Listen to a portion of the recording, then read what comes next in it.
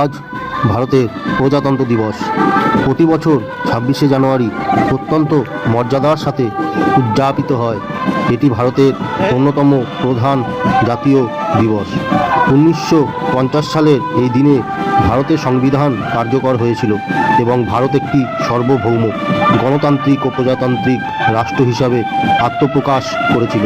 1947 সালে ভারত স্বাধীন হলেও নিজস্ব কোনো স্থায়ী সংবিধান ছিল না।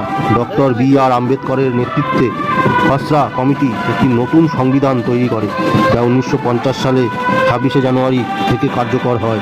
এই দিনটিকে স্মরণীয় করে রাখতে প্রতি বছর প্রজাতন্ত্র দিবস পালন করা হয়। এই দিনটি আমাদের মনে করিয়ে দেয় যে ভারতের ক্ষমতা তার সাধারণ মানুষের হাতে। এটি দেশের ঐক্য, অখণ্ডতা এবং বীর শহীদের আত্মত্যাগকে সম্মান জানানোর দিন। চারিদিকে জনগণ এবং দেশাত্মবোধ গান বেজে ওঠে, যা এক অন্যের আবেগের সৃষ্টি করে। পতাকা উত্তোলনের পর লাড্ডু বা মিষ্টি বিতরণ এই উৎসবের এক অবিচ্ছেদ্য অংশ। বিভিন্ন রাজ্যের সুসজ্জিত ট্যাবলোর মাধ্যমে ভারতের বৈচিত্র্যময় সংস্কৃতি, ঐতিহ্য উন্নয়নমূলক কর্মকাণ্ড তুলে ধরা হয়। ভারতীয় সেনাবাহিনী, নৌবাহিনী এবং বিমান বাহিনী তাদের শক্তি ও আধুনিক রণকৌশল প্রদর্শন। স্কুল কলেজের অনুষ্ঠান, পাড়ার মোড়ে মোড়ে, স্কুল এবং সরকারি অফিসে পতাকা উত্তোলন করা হয়।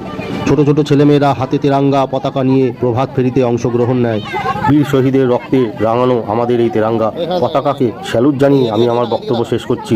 জয় হিন্দ, বন্দে মাতরম।